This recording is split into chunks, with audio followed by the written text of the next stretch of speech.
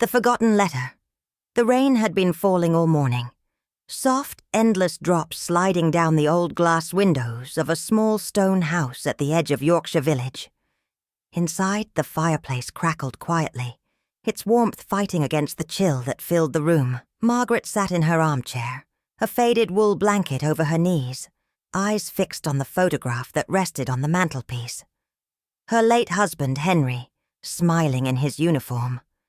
The same smile she'd fallen in love with 45 years ago. It had been 2 years since Henry passed away. Yet some mornings, she still made 2 cups of tea, just out of habit. Old habits are stubborn, she thought, like memories that refuse to fade. That day wasn't supposed to be special. It was just another quiet afternoon, until she opened the wardrobe to finally clear Henry's old clothes. The smell of his aftershave, faint but familiar, made her eyes sting. She smiled softly, touching his old grey coat, the one he wore during their last winter walk by the river. As she lifted it from the hanger, something slipped from the inside pocket and fell to the floor. A letter, yellowed edges, the paper fragile with age. Margaret frowned. Henry hadn't been one for letters. He'd always preferred speaking face to face. She bent down, picked it up carefully, and noticed the handwriting. It was Henry's. Her heart fluttered, not in fear but in confusion. The envelope was sealed, though slightly torn with time, and on the front, in shaky letters, it read, "To my Margaret, only when I'm gone." Her fingers trembled. For a long moment, she just stared at the words. Why would Henry write something like this? And never tell her? The room suddenly felt colder. Even the fire seemed to dim. She sat back down in her chair, the letter still in her hands. Her mind raced with questions. Was this some forgotten goodbye? A secret confession? Or something far worse? Margaret hesitated. She wasn't ready to lose him all over again, but she also couldn't stop herself. With slow, deliberate motion, she tore the seal open. Inside was a folded sheet, and as she unfolded it, the ink, though faded, was still readable. My dearest Margaret, if you are reading this, it means I've already left you. And that thought breaks my heart more than you can imagine. There's something I never had the courage to tell you. Something that's haunted me since before we met. Margaret's breath caught in her throat. The clock ticked softly in the background, each second stretching like an echo. She blinked, reading the next line. Before we married, there was someone else. Her name was Eleanor. For a second, Margaret thought she'd misread it. Eleanor? The name meant nothing. And yet, it suddenly felt heavy. Her hands shook as she lowered the letter. Henry. Another woman. But he'd loved her, hadn't he? Every moment they'd shared. The laughter, the nights by the fireplace, their only son William's birth. Had that all been a lie? Her mind spiraled. The rain outside grew heavier, beating against the windows like 1,000 whispers. But Margaret forced herself to keep reading. I never told you about her, because I thought she was gone forever. But the truth is, I never stopped thinking about her. And one day, when we were already married, she came back. Her hands froze. The world around her blurred. She tried to stand, but her knees gave way. The letter slipped from her fingers and landed softly on the rug. Henry, the man she had trusted with her soul, had written this. But she couldn't stop there. She needed to know everything, even if it broke her. She picked up the letter again. She came to the shop where I worked, older, tired, but still with the same eyes. She didn't ask for anything, just looked at me and said, "I forgive you." That night, I didn't tell you, Margaret. I couldn't. Because if I had, you would have seen the truth in my eyes. That part of me had never let her go. Margaret's chest ached. She remembered that week, years ago, when Henry had come home, quiet, distracted, saying work had been hard. She'd thought it was just the winter blues. But maybe that was the day. She pressed the paper to her heart and whispered, "Why, Henry?" A tear slipped down her cheek, landing on the ink, smudging his name at the bottom of the page. But then she noticed something else. Another folded paper, tucked behind the first one, smaller, written in a different hand. Her heartbeat quickened as she unfolded it. It wasn't Henry's handwriting. It was a woman's. To Margaret, "You don't know me, but I know you. Henry and I had a past, long before you came into his life. I never meant to disturb your happiness, but before I leave this world, you deserve to know the truth about the man you loved." Margaret froze. The name at the bottom read, Eleanor Whitmore. The room seemed to spin. A stranger. A letter within a letter. A story she hadn't been meant to find. She looked out the window, the rain now turning into a storm, and felt something shift inside her. Maybe this wasn't betrayal. Maybe it was something else. Something she didn't yet understand. She folded both letters, set them gently on the table, and whispered to the empty room. "All right then, Henry. Let's see what truth you've been hiding from me." The fire flickered, shadows dancing along the walls, and for the first time in years, Margaret felt she wasn't alone. The woman's expression softened. "Oh, Eleanor. Yes, I remember her. A quiet soul. She passed about 5 years ago." Margaret felt her chest tighten. 5 years. Before Henry's death. "Did she have any family?" she asked. The woman shook her head. "None that ever came. Though she did get letters. One, I think, right before she died. She asked me to keep it, said, 'Someone will come for it one day.' But no one ever did." Margaret's pulse quickened. "A letter? Do you still have it?" The receptionist frowned thoughtfully, then disappeared into the back room. Margaret's fingers trembled against the counter. She could hear the faint ticking of a clock, the hum of distant conversation. When the woman returned, she held a small sealed envelope, yellowed, fragile. On the front, written in the same delicate hand, "For Margaret, from Eleanor." Margaret's heart skipped. Her name. She took the letter gently. "Thank you," she whispered, barely holding back tears. Outside, the rain had started again, light, steady. She sat in her car and opened the envelope with care. Inside was a single sheet and a faded photograph. A young woman standing beside a soldier in uniform. Henry. He was younger, smiling, arm around Eleanor. Margaret's breath caught. She unfolded the letter. "Dear Margaret, if this finds you, it means I'm long gone. And Henry too. I never wanted to hurt you, nor take him from you. But there are things you should know before your own heart grows bitter." Henry and I were engaged before the war. When he left for service, I promised I'd wait. But years passed, letters stopped coming, and I was told he'd been lost. I grieved, moved on, and when he came back, alive, he found me married.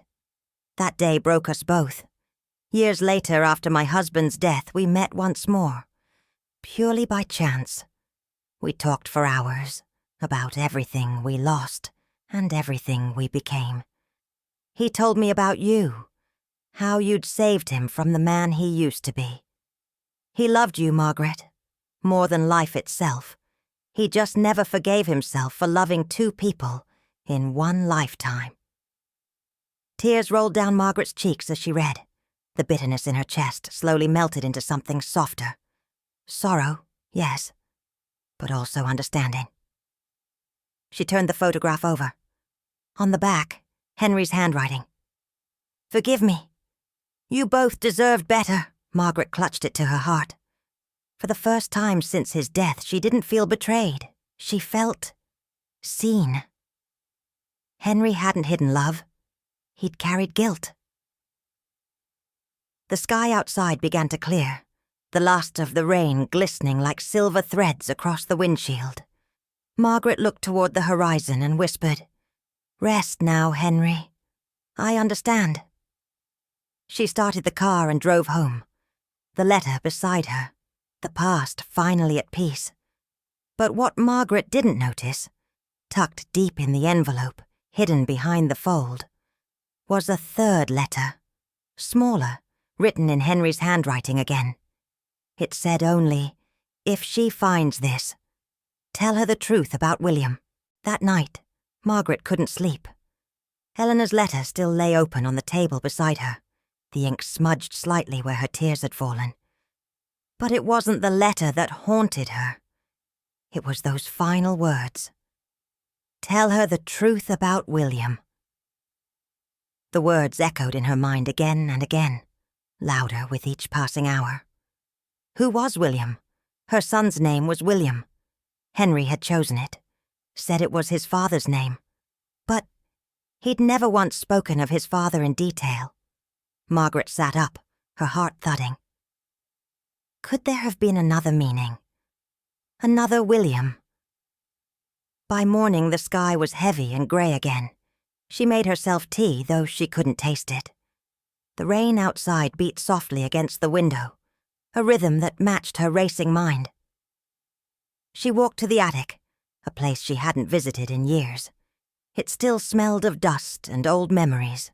There were boxes, trunks, and Henry's things, untouched since his passing. She opened the first box, letters, war medals, photographs, and then, at the very bottom, a small locked-in box she had never seen before. A faint engraving on it read, "For M. Open when you must know." Margaret's hands shook. She searched through Henry's drawer until she found an old key. When it clicked open, the sound was louder than thunder in her quiet home. Inside were documents and another letter. "My dearest Margaret, if you are reading this, then I have failed to tell you what I should have, years ago. There's no easy way to say it. Our William was not born from us both. Before you and I met, I made a mistake, one that changed many lives. Eleanor had a son. Our son. When she grew ill and could not care for him, I brought him home as my nephew. You remember, I told you we were helping a distant relative's child after the war. But the truth is, he was mine, and Margaret. You raised him as your own with more love than I ever could have hoped for. He never knew, and I never had the courage to tell you. Forgive me. Henry." The words blurred before her eyes. Margaret's breath caught in her throat. Her knees trembled and she sank to the floor, clutching the letter. Her William. Her son. Not hers by blood, but hers in every way that mattered. Memories flooded her. His first steps, his laughter, the night she stayed awake when he had fever, the pride in his eyes when he called her Mum. She pressed the letter to her chest, whispering, "He's my son. No matter what you wrote, Henry, he's mine." Later that evening, as the rain turned into mist, she sat by the window and stared at the hills. The pain was sharp, but beneath it, a strange peace began to form. Henry had carried his guilt alone. Eleanor had carried. Margaret blinked, and it was gone. The next morning, the clouds broke for the first time in days. Golden sunlight spilled into the room. William called from downstairs. "Mum, are you ready for breakfast?" Margaret smiled, tears in her eyes. "Yes, love. I'm coming." She tucked the letters into her journal and whispered one last time. "Some truths don't destroy us. They set us free." The next few days passed in a quiet haze. Margaret went about her chores, watering the garden, polishing the teacups, folding William's old shirts. But her mind was elsewhere. The 2 letters lay safely tucked inside her journal, their edges now softened by her touch. For the first time in years, her house didn't feel haunted by silence. It felt watched over. Still, one thought wouldn't leave her. Henry's words. You both deserved better. Both? Did he mean her and Eleanor, or her and William? Margaret needed answers. One last time. That Sunday morning she decided to visit St. Agnes Solicitors, the old law office where Henry's will had been handled years ago. The clerk, a grey-haired man named Mr. Bennet, recognized her instantly. "Oh, Mrs. Whitmore. It's been a long time." He led her to a small office and opened an old wooden file cabinet. Dust rose like fog as he pulled out a sealed envelope. "Your husband left an additional note," he said quietly. "It wasn't meant to be opened unless you came asking." Margaret's fingers trembled as she took the envelope. Henry's handwriting again. Neat, careful, heavy with emotion. "My beloved Margaret, if you are reading this, it means you finally know the truth about William. And about Eleanor. I kept that secret to protect you.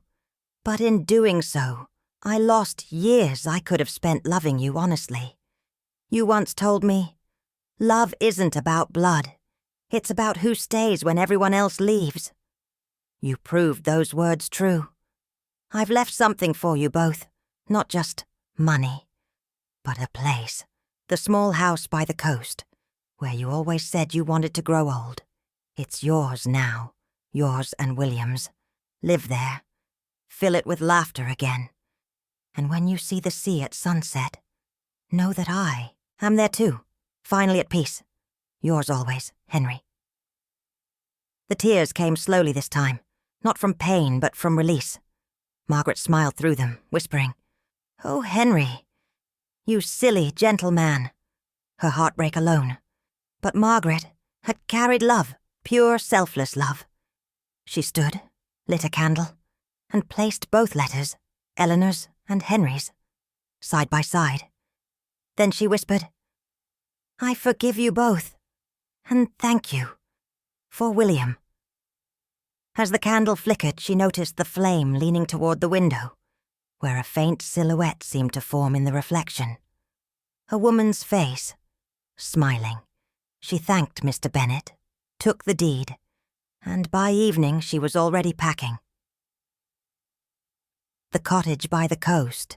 She remembered it from a trip decades ago. Waves crashing, seagulls calling, the smell of salt and roses. Weeks later, Margaret stood at the doorway of her new home. Sunlight on her face, wind in her hair. William had visited, helped her settle in, and left that morning with a promise to return every weekend. She walked out to the porch, holding a cup of tea, watching the sea. And then, as the sun dipped low, she saw it. A faint figure standing at the edge of the garden. Henry, smiling, proud and peaceful.